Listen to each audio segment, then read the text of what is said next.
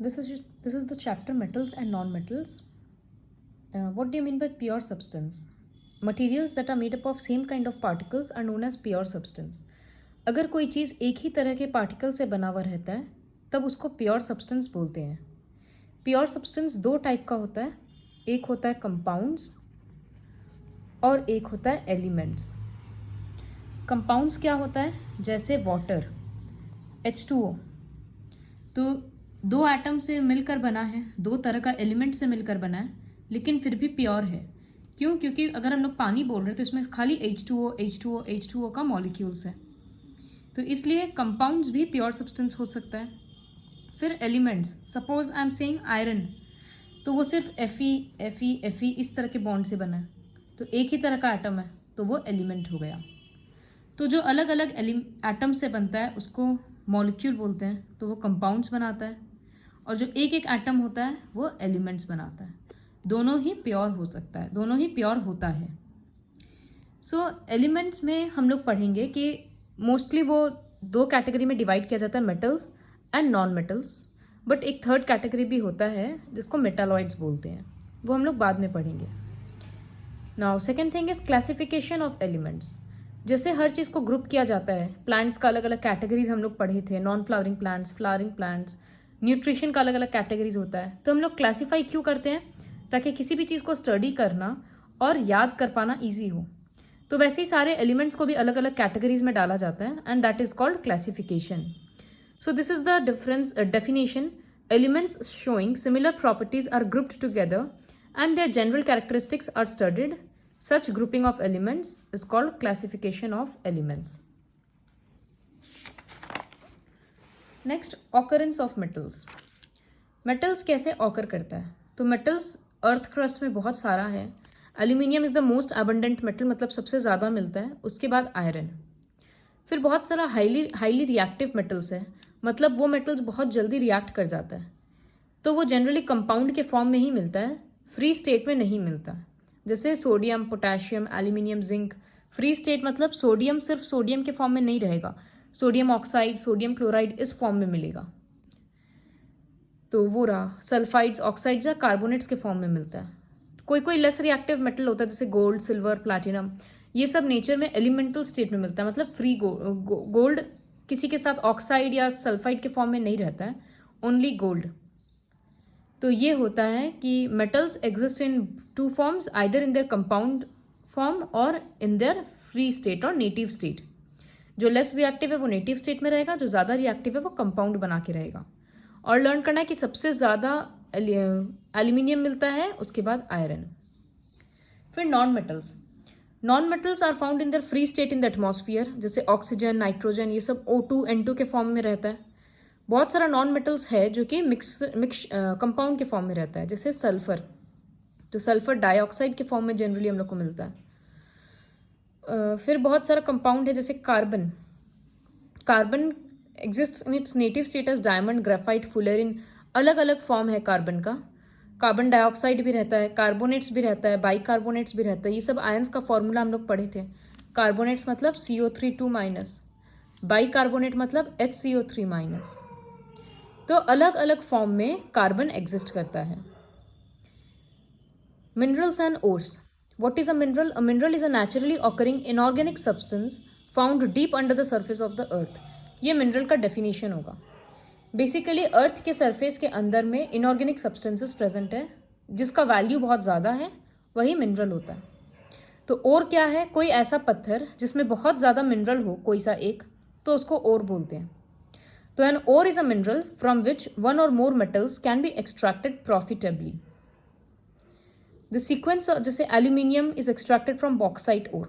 Bauxite एक ore है, तो उसके अंदर सबसे ज़्यादा एल्यूमिनियम मिलता है. प्रॉफिटेबली क्यों? मतलब ओर निकालने का, मिनरल निकालने का प्रोसेस थोड़ा महंगा है, तो कम से कम इतना ये होना चाहिए कि जो मिनरल निकाल रहा है उसको बेचने से ज़्यादा रुपया मिलेगा, तो तभी ना प्रॉफिट होगा. तो इसीलिए लिखा है कि प्रॉफिटेबली एक्सट्रैक्ट होना चाहिए. नेक्स्ट डेफिनेशन है metallurgy. The process use to extract a metal from its ore is called metallurgy. Metallurgy में अलग अलग होता है. पहला स्टेप है कंसंट्रेशन ऑफ ओर. इसका मतलब ओर से इम्प्योरिटीज़ को हटाया जाता है. इम्प्योरिटीज़ डस्ट वगैरह के फॉर्म में भी हो सकता है, तो वो सब पहले साफ किया जाता है ओर को। फिर reduction, it is the process of treating the metal ore to get the metal in its free state. Suppose zinc oxide है, तो हमको जिंक चाहिए तो सिर्फ Zn चाहिए, उससे ये ऑक्सीजन को हटाना पड़ेगा। तो हम इसमें कोई ऐसा केमिकल देंगे, सपोज कार्बन देंगे, तो ये जिंक प्लस कार्बन मोनोऑक्साइड बन जाएगा, तो ये फ्री जिंक मिलेगा। इसी प्रोसेस को रिडक्शन बोलते हैं। तो क्या था इसमें, ओर को हम लोग किसी चीज़ के साथ रिएक्ट कराते हैं ताकि हमको फ्री मेटल मिल जाए। जब ये फ्री मेटल मिल जाएगा तो भी इसमें इम्प्योरिटीज़ होगा, फिर उसको वापस साफ किया जाता है। ये सब हम लोग बाद का चैप्टर्स में पढ़ेंगे। तो इस प्रोसेस को रिफाइनिंग ऑफ मेटल्स बोलते हैं।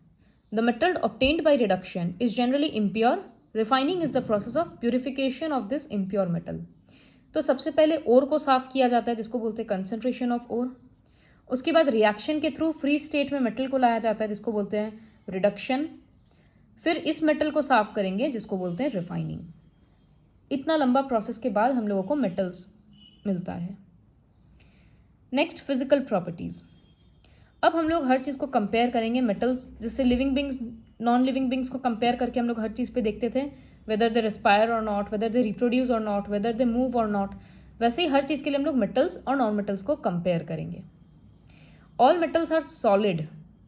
जनरली मेटल सॉलिड होता है और हार्ड होता है, but mercury is an exception. हम लोगों को पता है थर्मोमीटर में मरकरी होता है जो कि लिक्विड है। तो सारा एक्सेप्शंस तुम लोगों को लर्न करना होगा कि solid metals iron, copper, aluminium, लेकिन मरकरी हार्ड लिक्विड होता है। उसी तरह से non metals solid, liquid, gas कुछ भी हो सकता है, जैसे कार्बन, सल्फर, फॉस्फोरस, ये सब नॉन मेटल्स है जो कि सॉलिड स्टेट में रहता है। ब्रोमीन एक ऐसा नॉन मेटल है जो लिक्विड रहता है। क्लोरीन, ऑक्सीजन, नाइट्रोजन, ये सब गैशियस फॉर्म में रहता है। तो क्वेश्चन ऐसे भी आ सकता है, name one liquid non metal, name one liquid metal, name one gaseous non metal. इस तरह से लर्न करना होगा। फिर बॉइलिंग पॉइंट और मेल्टिंग पॉइंट। मेटल्स का जनरली बॉइलिंग पॉइंट और मेल्टिंग पॉइंट बहुत हाई रहता है। जैसे कितना high, melting point of iron is 1536 degree और बॉइलिंग पॉइंट 3006 डिग्री। इतना बॉइलिंग पॉइंट और मेल्टिंग पॉइंट ऐसे ही नॉर्मली नहीं आ जाता, ये सब फैक्ट्री में अचीव कर पाते हैं। लोहा ये सब वहीं पिघलता है इसलिए। बट किसी किसी मेटल्स का बॉइलिंग पॉइंट बहुत या मेल्टिंग पॉइंट बहुत कम होता है। एक्सेप्शन जैसे सीजियम, इसका प्रोनाउंस होगा सीजियम। तो सीजियम मेटल का मेल्टिंग पॉइंट 28.7 डिग्री सेल्सियस है, मतलब वो मेटल को हाथ में रखने से ही वो गल जाता है। तो ये एक्सेप्शन हुआ। फिर मेटल नॉन मेटल्स का मेल्टिंग पॉइंट और बॉइलिंग पॉइंट जनरली बहुत कम होता है, जैसे देखो 119 है। इसमें भी एक्सेप्शन है, कार्बन जो डायमंड के फॉर्म में है, तो उसका मेल्टिंग पॉइंट बहुत हाई है, 3723, आयरन से भी ज़्यादा है, तो ये एक एक्सेप्शन हुआ। फिर है डेंसिटी। मेटल्स का डेंसिटी जनरली ज़्यादा होता है, नॉन मेटल्स का डेंसिटी कम होता है। फिर कोई एक्सेप्शन है, सोडियम, पोटेशियम बहुत हल्का है, पानी से भी हल्का है, तो वो पानी में फ्लोट करता है। हार्डनेस, जनरली मेटल्स बहुत हार्ड होता है, कितना भी हम लोग उसको मारेंगे पिटेंगे लेकिन कुछ होगा नहीं, विदाउट गेटिंग डिस्टॉर्टेड, मतलब शेप नहीं बिगड़ेगा और वो टूटेगा नहीं। और नॉन मेटल्स जनरली सॉफ्ट होता है, दे आर ब्रिटल, मतलब मारते ही वो चूर चूर हो जाता है। बट एक्सेप्शन है, सोडियम और पोटेशियम इतना सॉफ्ट है कि चाकू से काट सकते हैं। On the other hand diamond इतना स्ट्रांग है कि वो दूसरे मेटल्स को कट करने में काम में आता है। ग्लास कटिंग में डायमंड यूज किया जाता है, तो डायमंड इतना हार्ड है। जैसे इसमें दिखा रहा है कि आयोडीन का क्रिस्टल्स को मार रहे हैं तो वो क्या होगा, चूर चूर हो जाएगा। क्यों? क्योंकि आयोडीन एक नॉन मेटल है। नेक्स्ट, लश्यर। लश्यर मतलब शाइन। तो metals have a shining surface, metals चमकता है, उसको मेटेलिक लश्यर बोलते हैं। और नॉन मेटल्स का अपीयरेंस जनरली डल होता है, कोई कलर, मतलब वो चमकता नहीं है।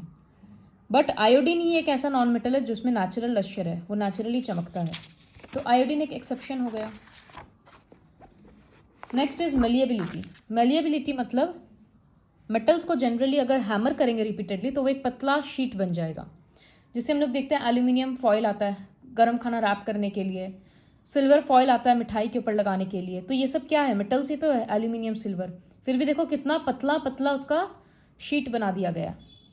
सिल्वर फॉयल जिसको बरक बोलते हैं वो तो दिखता है कितना पतला है। तो यही होता है कि मेटल्स को हम लोग अगर रिपीटेडली हैमर करेंगे तो वो एक थिन शीट बन जाएगा, वो टूटेगा नहीं। बट नॉन मेटल्स को मारेंगे तो वो टूट जाएगा। तो इसीलिए metals are malleable, non metals are non malleable. तो what is malleability? The property by which metals can be hammered into thin sheets is called malleability. उसी तरह से मेटल्स को हम लोग पतला पतला तार में भी बना सकते हैं, वायर्स में। तो metals can be drawn into thin wires, इस प्रॉपर्टी को डक्टिलिटी बोलते हैं। जैसे कॉपर, एल्यूमिनियम, आयरन, इसीलिए ये सब का तार होता है। नट का जाली वगैरह जो होता है खिड़की वगैरह में, वो सब कुछ मेटल्स का ही बना हुआ होता है। नॉन मेटल्स नॉन डक्टाइल है, वही रीज़न है कि अगर मारेंगे तो वो टूट जाएगा। तो गोल्ड, सिल्वर, कॉपर, ये सब बहुत कंडक्टिव होता है, मतलब ये इलेक्ट्रिसिटी काफ़ी कंडक्ट करता है। और गोल्ड और सिल्वर हाईली मेलिएबल है। Gold is the most ductile metal, wire में बना सकते हैं। कॉपर वगैरह को वायर भी बना सकते हैं और इलेक्ट्रिसिटी भी अच्छा कंडक्ट करता है और चीप भी है, तो इसीलिए ये सब इलेक्ट्रिसिटी कनेक्शंस में यूज़ किया जाता है। Next, tensile strength. It is the property due to which a substance can bear a lot of strain without breaking. Metals have high tensile strength due to their ductility and ability. इसका जैसे अगर ये pencil है, ये would है, अगर इसको हम बहुत ज़्यादा प्रेशर देंगे तो ये क्या होगा, बीच से टूट जाएगा। बट अगर हम कोई लोहा का पेंसिल यहाँ रख देंगे, प्रेशर देंगे तो क्या होगा, वो टूटेगा नहीं। क्यों? क्योंकि आयरन का टेंसाइल स्ट्रेंथ ज़्यादा है, वुड का टेंसाइल स्ट्रेंथ कम है। तो टेंसाइल स्ट्रेंथ क्या होता है, डेफिनेशन होगा कि ये वो प्रॉपर्टी है जिसकी वजह से सब्सटेंस बहुत ज़्यादा स्ट्रेन, मतलब प्रेशर या फोर्स सह सकता है without getting broke. So that is tensile strength. Metals का टेंसाइल स्ट्रेंथ हाई होता है, नॉन मेटल्स का कम होता है। कंडक्टिविटी। कंडक्टिविटी मतलब या तो वो हीट या इलेक्ट्रिसिटी ट्रांसफर कर सकता है वन पॉइंट से दूसरे तरफ पे, उस सामान को कंडक्टर्स बोलते हैं, उस प्रॉपर्टी को कंडक्टिविटी बोलते हैं। अगर हीट ट्रांसफर होगा तो थर्मल कंडक्टिविटी, इलेक्ट्रिसिटी ट्रांसफर होगा तो इलेक्ट्रिकल कंडक्टिविटी। सी जैसे ये बर्फ़ है, गर्म पानी है, एक मेटल का रॉड लगा रखे हैं, तो ये दूसरा कोना में भी गर्म हो गया। क्यों हुआ? क्योंकि यहाँ से हीट ट्रांसफर होकर दूसरे एंड तक चला गया। तो this shows that metals are good conductors of heat. Non metals are generally non conductors of और इंसुलेटर्स ऑफ हीट। तो इसीलिए जितना भी कुकिंग यूटेंसिल्स है सब कॉपर और आयरन ये सब का बना हुआ होता है। इलेक्ट्रिकल कंडक्टिविटी मतलब इलेक्ट्रिसिटी पास कराना है। तो ये बैटरी है, ये बल्ब है, ये कॉपर वायर्स है। तो कॉपर वायर क्या कर रहा है, इलेक्ट्रिसिटी यहाँ से यहाँ पहुँचा दे रहा है। तो इससे समझ में आ रहा है कि copper is a good conductor of electricity. Rubber लगा देंगे, वुड लगा देंगे तो काम नहीं करेगा। तो जो इलेक्ट्रिसिटी कंडक्ट करता है कंडक्टर, जो नहीं करता है वो इंसुलेटर। बट ग्रेफाइट, तो नॉन मेटल्स इंसुलेटर्स है, बट ग्रेफाइट एक गुड कंडक्टर ऑफ इलेक्ट्रिसिटी है, तो वो बैटरीज में भी काम आता है। तो ये एक एक्सेप्शन हुआ। इसका डू यू नो सब लर्न करना है, क्योंकि यहाँ पर कुछ कुछ फैक्ट्स है। जैसे mercury is the poorest conductor, metals में मरकरी सबसे खराब कंडक्टर है। फिर है सोनोरोसिटी। सोनोरोसिटी मतलब जब मेटल को मारते हैं तो उसमें घंटी बजने जैसा आवाज़ होता है। जैसे स्कूल का बेल बजता है तो एक रिंगिंग साउंड प्रोड्यूस होता है, that is called sonorosity. When a piece of metal is struck with something hard, a ringing sound is produced. This property of metals is known as sonorosity, और metal को बोलते हैं sonorous. Non metals are non sonorous. तो ये 10 physical properties था जिसके basis पे हम लोग मेटल्स और नॉन मेटल्स को डिफ्रेंशिएट कर रहे थे। उसी को ये समराइज किया है। तो ये पूरा ही सारा ही प्रॉपर्टी लर्न करना बहुत इंपॉर्टेंट है। नेक्स्ट हम बोले थे मेटालॉइड्स होता है, कोई कोई एलिमेंट होता है जो दोनों मेटल और नॉन मेटल का प्रॉपर्टीज शो करता है, उसको मेटालॉइड्स बोलते हैं। जैसे सिलिकन, जर्मेनियम, आर्सेनिक। तो इसमें सिर्फ डेफिनेशन लर्न करना है और एग्जाम्पल लर्न करना है।